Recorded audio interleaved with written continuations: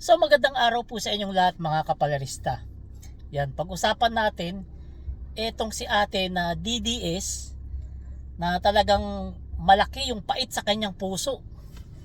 Mararamdaman mo dito kay ate yung hinagpis niya sa buhay na kanyang nararamdaman. Yung pighati ng kanyang kalungkutan sa buhay. Inilalabas dahil sobrang galit nito kay Pangulong Bongbong Marcos. Hindi ko lang alam kung ano yung pinaghuhugutan nito ni ate. Pero isa lang ang sigurado, etong si ate bobo. Maliban sa bobo, maliit yung utak. At maliban sa maliit ang utak, tanga-tanga pa. Eto, panoorin yung video niya bago natin reaksyonan. So, sabi ni President Bangag, we are stable. The government is functioning, although maraming maingay, pero ingay lang naman daw yun. Bangag, how can you say that the government is functioning if you, as a president of the Philippines, is a non-function leader? You, as a leader, is not functioning. Palagi kang tulog. Hindi ka nga mahagilap eh. Ang palagi nasa media is yung pinsan mo magnanakaw. But you, as a president, bihira ka lang namin makita. Okay, pag nagbigay ka ba ng statement, sablay pa.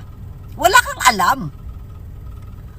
Tapos bubudulin mo na naman kami that the government is functioning. May gulay. Wala kang ginawa kundi mambudol ng mga Pilipino. Sa dami ng gulong kinasasangkutan ng gobyernong ito. Dahil wala kayong ginawa kundi magnakaw na kayo. Diba? Saan nagpa-function ang government? Sa korupsyon. Okay? Sa pagnanakaw. Bilang ang functioning. Pero the government itself is not functioning. Hindi magkakaroon ng ganitong gulo or hindi mag-iingay ang taong bayan sa galit sa ng administrasyon mo, Bangag, kung talagang functioning ang gobyerno mo. Yan, nakita nyo? Ha? Kita nyo si ate na talagang malaki yung kapansanan nito sa utak. Halatang halata na yung utak nito may plema, may ubo. Di ba? Isipin mo Paskong Pasko. Habang masaya ang lahat ng tao dahil Pasko. Etong si ate may pighati na nararamdaman sa kanyang buhay. Dahil hindi niya matanggap na si Pangulong Bongbong Marcos mas magaling kay Tatay Digong. Hindi niya matanggap na si Pangulong Bongbong Marcos nilalampaso si Tatay Digong. Yung mga achievement ni Tatay Digong walang-wala sa kalingkingan ni Pangulong Bongbong Marcos. Kumbaga yung achievement ni Tatay Digong kukulang ni Pangulong Bongbong Marcos, nagupit pa ng nail cutter. Kaya hindi natin masisi etong si ate kung ganyan lumalabas sa kanyang bunganga. Syempre nga naman, 'di ba? Malay natin. Baka mamaya etong si ate kumikita sa Pogo. 'Di ba? Hindi natin alam. Baka etong si ate kung ano yung pinagkakakitaan nito nung panahon ni Tatay Digong, hindi lang natin alam, 'di ba?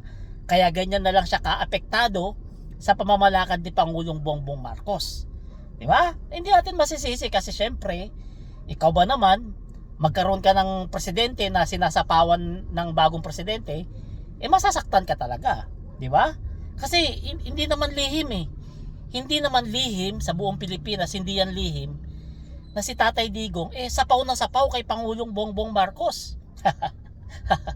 'Di ba? Hindi yan maililihim. Talagang alam yan ng maraming Pilipino na si Tatay Digong talagang walang sinabi.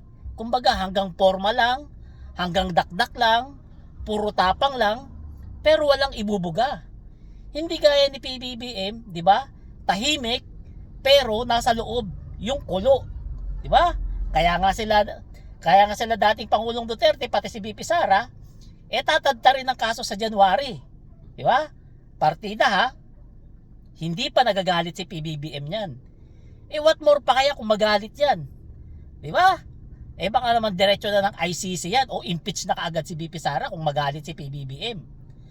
Pasalamat pa sila at mabait ang ating presidente ngayon. Matino kasi hindi adik. Di ba? Pasalamat pa sila. Kung adik yung presidente natin ngayon, gaya ng mga nakaraang presidente adik, ano na lang kaya mangyayari sa Pilipinas? Di puro patayan na lang. Di ba? Inuulit ko, eto kay ate, hindi ako galit dito kay ate. Huwag rin kayo magalit kay ate kasi syempre, may pinagdadaanan to sa buhay niya. Di ba? Yung utak nito, puno ng plema.